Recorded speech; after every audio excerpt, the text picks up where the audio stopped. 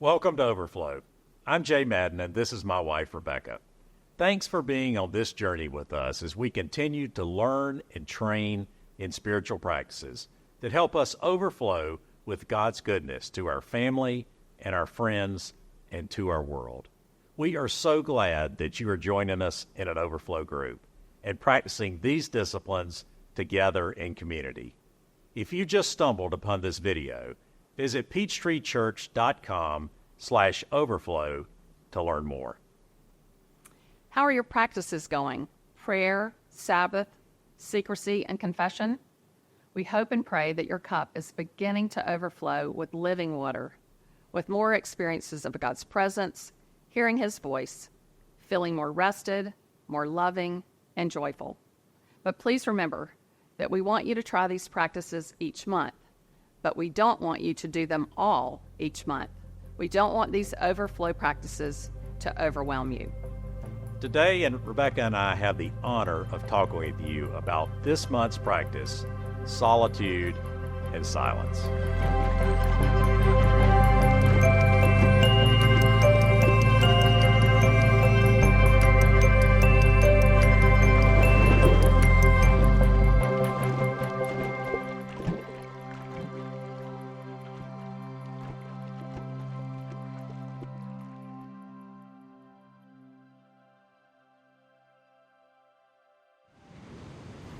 Solitude and silence is something that we have practiced throughout the years.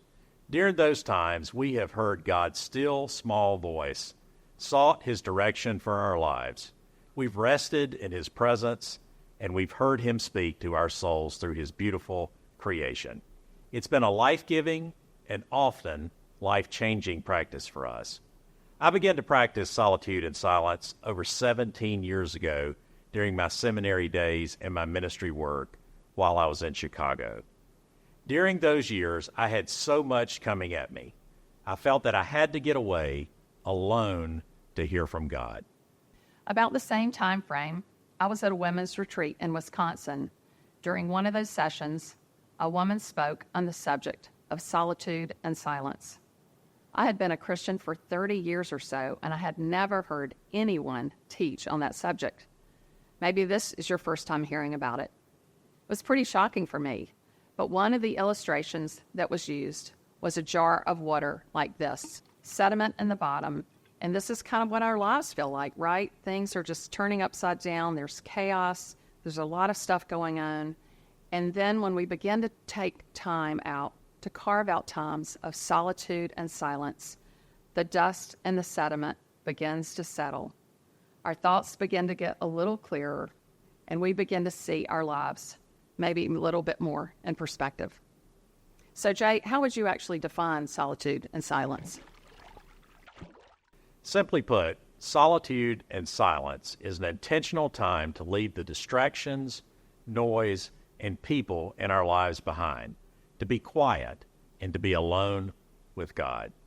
It's a time and space where we can let go of all of our titles at work and at home, of who we think we are, let go of the noise, our achievements, words, distractions, our work, and even our education, and begin to think of whose we are. A time to put our lives in proper perspective. A time where God can reveal things to us that we might not notice in our normally preoccupied lives. Jesus chose to model this pattern of withdrawing from the frenetic pace of everyday life because He knew we needed it. His life was marked by a rhythm of solitude and silence.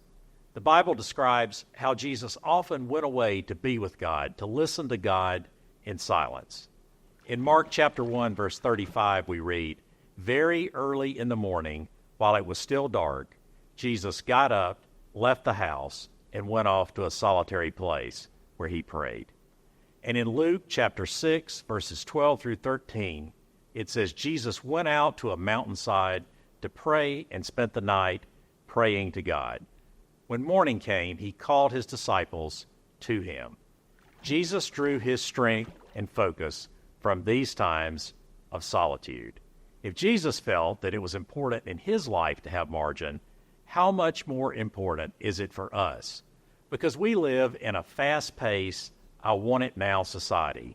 We have to be intentional, just as Jesus was. As John Ortberg has so eloquently put it, if you want to follow someone, you can't go faster than the one who is leading. Because our lives are so full, this practice is difficult for most of us. So, Rebecca, what excuses do we use for not doing solitude and silence? Well, there are several, but before I share those, I wanted to share this quote from Dietrich Bonhoeffer. Let him who cannot be alone beware of community. He will only do harm to himself and to the community. But the reverse is also true. Let him who is not in community beware of being alone. What barriers do we have for pursuing solitude and silence?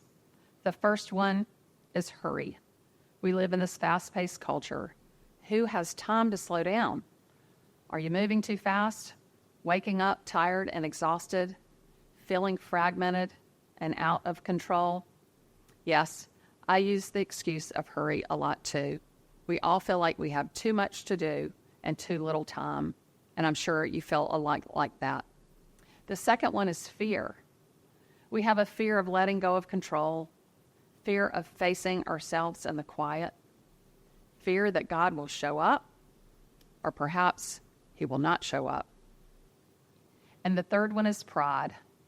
We think of self-sufficiency. I'm too important to break away for a day. All the projects and the people, they need me. And then the fourth is busyness. Society tells us every moment must count for something, some action, some activity. If we are not active, we are not productive. Most often, our sense of self-worth and value is based on what we accomplish. Well, the simple truth is that overcoming all these barriers is all about trust. Trusting the one who held nothing back for us, who gave his life so that we could enter into a relationship with him. God is the one inviting you into this intimate place. So, Jay, how do we practice it? Remember that this is not about trying solitude, but training for it. It will take time, learning, and practice. First, I think you should start with setting aside a time on your calendar, like actually creating a meeting on your calendar this month. Over the years, I have learned that for me, it takes time for my brain to settle, to flush my system. So I need longer periods of time. You could start with an hour or a couple of hours just once this month. In future months, consider this as a monthly rhythm and maybe grow your time to a half a day or more. When I first started this practice, I decided to take from 9 a.m. to 2 p.m. just one day a month while my kids were in school. And I practiced solitude and silence through walking, napping, and journaling. I would avoid accomplishing anything other than trying to be with God. So if you're already overwhelmed with the timing that we're talking about, just try an hour or two, one day this month. Just try it. Next, you need to find a quiet place, like a park, a retreat center, a friend's home, definitely away from work. And you will need to allow time for withdrawal. Yes, just like an addict. Remember, most of us are addicted to noise and activity. We need time to be released from the static in our heads and in our hearts. As your mind continues to stir, write down thoughts. Make a list of questions and ideas so you can set those things aside to let the silence happen. Here are a couple of other tips for your time in solitude and silence. First, what to bring. Well, just wear your most comfortable clothes and your walking shoes, bring a journal and a pen, but try to leave your phone elsewhere. And Dallas Willard even says not to bring a Bible. Just let this time with God be simple. In the beginning of your time, you can prepare your heart to listen to God by journaling, taking a slow walk in creation, or just have a simple conversation with God and say, "Hey God, I'm here. I'm not sure about this, but here I am." And even though it may feel like nothing is going on, something is really going on. Often this time of solitude and silence can often lead to sleep. We often do not realize how exhausted we are until we take this time away.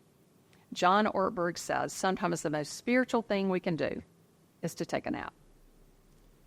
During your first time of solitude and silence, it may not be a life-changing or really big experience with God. It takes time. We hope that you will practice solitude and silence over this month. And over the course of time, we believe that it will change the way you view yourself and your life with God. So what happens when we come back to, quote, real life?